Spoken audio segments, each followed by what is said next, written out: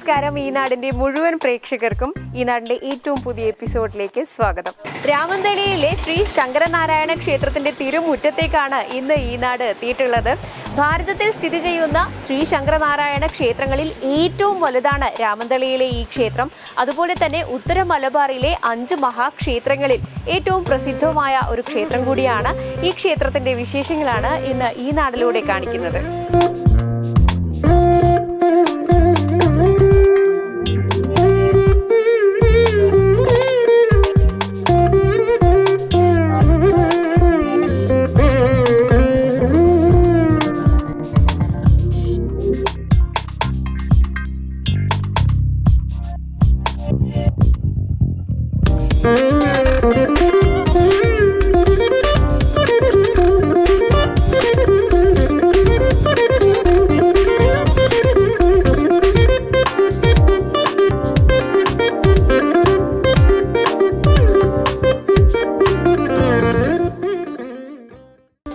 ശൈവരും വൈഷ്ണവരും ഉള്ള ഒരു യുദ്ധം ആദ്യകാലം മുതൽ തന്നെ അതിൻ്റെ പല കഥകളും നാം കേട്ടിട്ടുണ്ട്.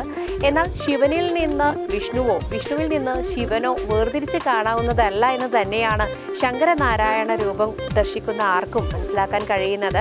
ആര്യന്മാരുടെ ഒരു ആഗമനവും അതിനുശേഷം ദ്രാവിഡന്മാരുമായിട്ടുള്ള ആ ഒരു സംഗമിച്ചതിനു ശേഷമായിരിക്കാം ഇത്തരത്തിൽ ഒരു ചിത്രം തെളിഞ്ഞു വന്നിരിക്കുന്നത് എന്നാണ് ചരിത്രകാരന്മാർ പറയുന്നത്. എന്നാൽ ഇതിനൊരു ഐതിഹ്യം പറയുന്നത് പാർവതി ദേവി ഒരു തവണ പരമശിവനോട് പറഞ്ഞു അത്രേ ശങ്കരനാരായണ രൂപത്തിൽ തനിക്ക് ദർശനം വേണമെന്ന്.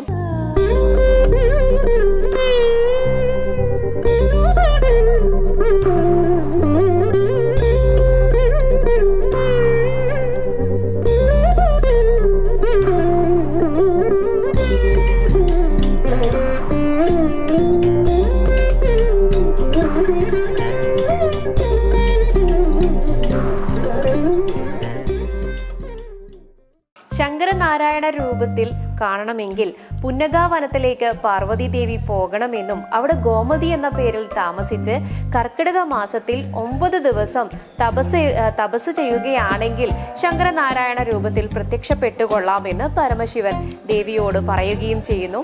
അതിൻ പ്രകാരം പുന്നഗാവനത്തിലെത്തി കർക്കിടക മാസത്തിൽ 9 ദിവസം തപസ് ചെയ്യുകയാണ് ദേവി. അങ്ങനെ 9ാം ദിവസം കർക്കിടക മാസത്തിലെ പൗർണമി ദിനത്തിൽ ശങ്കരനാരായണ രൂപത്തിൽ പ്രത്യക്ഷപ്പെട്ട് ദേവിയുടെ ആഗ്രഹം സഫലീകരിച്ചു കൊടുത്തു. അങ്ങനെയാണ് ശങ്കരനാരായണ രൂപത്തിന്റെ ഒരു ഐതിഹ്യം പറയുന്നത്.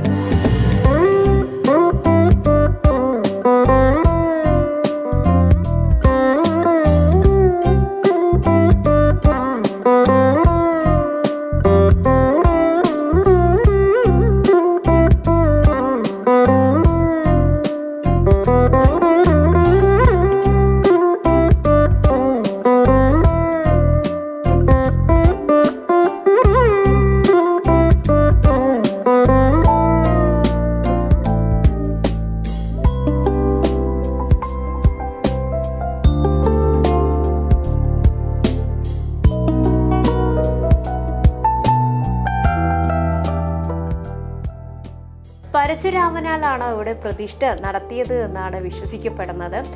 വലതുഭാഗം പരമശിവനും ഇടതുഭാഗം മഹാവിഷ്ണുവുമായിട്ടാണ് 6 അടി ഉയരത്തിൽ പഞ്ചലോഹത്തിൽ തീർത്ത പ്രതിഷ്ഠ ഇവിടെയുള്ളത്. കിഴക്കു ഭാഗത്തേക്കാണ് ദർശനം.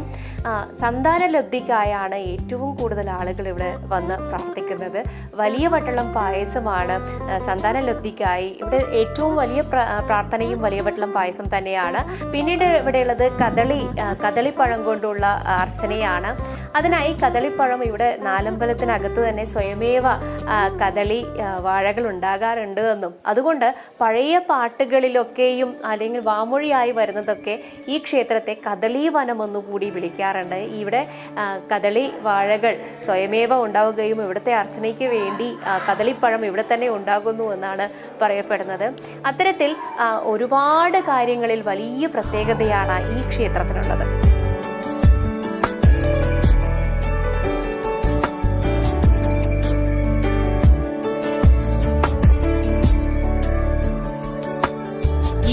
गिरीश नरेश परेश महेश विलेशय भूषण भो साम्ब सदा शिव शम्भो शङ्कर शरणं मे तव चरणयुगम्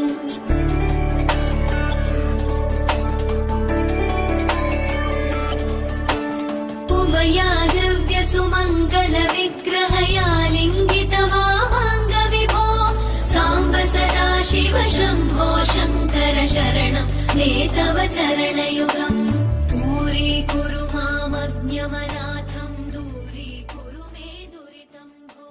പായസമാണ് ഇവിടുത്തെ പ്രധാന വഴിപാട് എന്ന് പറഞ്ഞു. സന്താനലബ്ധിക്കായാണ് ഭക്തർ അത് ചെയ്തു വരുന്നതും. അതിന് ഒരു ഐതിഹ്യ കഥ പറയുന്നത് തൃശ്ശൂരിലെ കുലീന കുടുംബത്തിൽ പിറന്ന നീലകേശി എന്നൊരു യുവതി 6ഓളം വിവാഹം ചെയ്തിട്ടും സന്താനലബ്ധിയില്ലാതെ വലിയ വേദനയിലായിരുന്നു. ആ നാട്ടിൽ നിന്ന് തന്നെ ഓടിപ്പോകാൻ അവർ ആഗ്രഹിക്കുകയും അങ്ങനെ അവർ എത്തിച്ചേർന്നത് ഈ രാമന്തളിയിലുമാണ്. ഇവിടെ പ്രമുഖനായ ഒരു വ്യാപാരിയെ അവർ വീണ്ടും വിവാഹം ചെയ്യുന്നു. ഈ ക്ഷേത്രത്തിൽ എത്തി പ്രാർത്ഥന നടത്തിയതിനു ശേഷം സന്താനലബ്ധി ഉണ്ടായി എന്നാണ് പറയപ്പെടുന്നത്. അതിൽ അവർ ഒരുപാട് സന്തോഷിക്കുകയും ചെയ്തു. അതിനുശേഷവും ഒട്ടേറെ ഭക്തജനങ്ങൾ ഈ കഥകൾ അറിഞ്ഞും ഇവിടുത്തെ വഴിപാടിൻ്റെ ശ്രേഷ്ഠത മനസ്സിലാക്കിയുമൊക്കെ ദിനേന ഇവിടെ എത്തിച്ചേരുന്നുണ്ട്. എല്ലാവർക്കും ദേവന്റെ അനുഗ്രഹവും ആവോളം ലഭിക്കുന്നുണ്ട് എന്ന് തന്നെയാണ് മനസ്സിലാക്കാൻ കഴിയുന്നത്. जय कैलास निवास प्रमथ गणाधीश भूसुरार्चित भो साम्ब सदा शिव शम्भो शङ्कर शरणं मे तव चरणयुगम्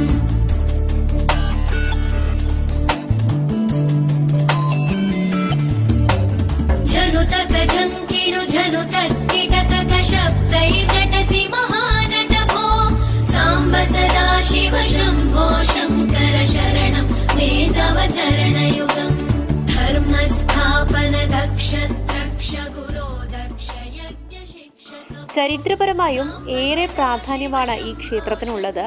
ഒരു കാലത്ത് അളവില്ലാത്തത്ര ഭൂസ്വത്ത് ഈ ക്ഷേത്രത്തിനുണ്ടായിരുന്നു.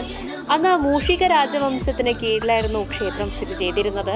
മൂഷിക രാജാവുമായി ഒരു തവണ കോലത്തിരി രാജാവ് യുദ്ധത്തിൽ ഏർപ്പെട്ട സമയത്ത് പരശുരാമനാൽ സൃഷ്ടിക്കപ്പെട്ടു എന്ന് കരുതപ്പെടുന്ന 64 ഗ്രാമങ്ങളിൽ ഏറ്റവും ശ്രേഷ്ഠമായ പയ്യന്നൂർ ഗ്രാമം മൂഷിക രാജവംശത്തിനൊപ്പം നിൽക്കുകയും ആ യുദ്ധത്തിൽ മൂഷിക രാജാവായ വല്ലഭൻ ജയിക്കുകയും ചെയ്തു. വല്ലഭൻ പിന്നീട് ചിറക്കലിലേക്ക് വല്ലഭ പട്ടണം ഉണ്ടാക്കി തൻ്റെ ആസ്ഥാനം മാറ്റി പോകുമ്പോൾ ഈ ക്ഷേത്രം, ഈ തളി ക്ഷേത്രവും ഈ സ്ഥലങ്ങളുമൊക്കെ പയ്യന്നൂർ ഗ്രാമത്തിന് നൽകി പോയി എന്നാണ് പറയപ്പെടുന്നത്. അത്തരത്തിൽ ചരിത്രപരമായും ഈ ക്ഷേത്രം കൃത്യമായി തൻ്റെ ഇടം രേഖപ്പെടുത്തി വച്ചിട്ടുണ്ട്.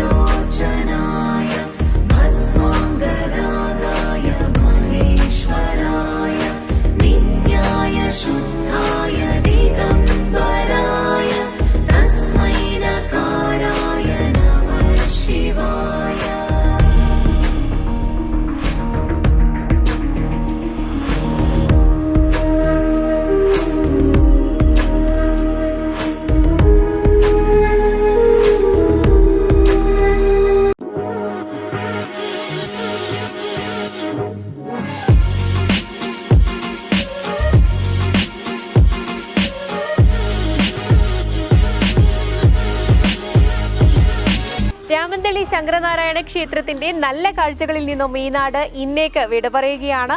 മറ്റൊരു സ്ഥലവുമായി വീണ്ടും കാണുന്നതുവരേക്കും ബൈ.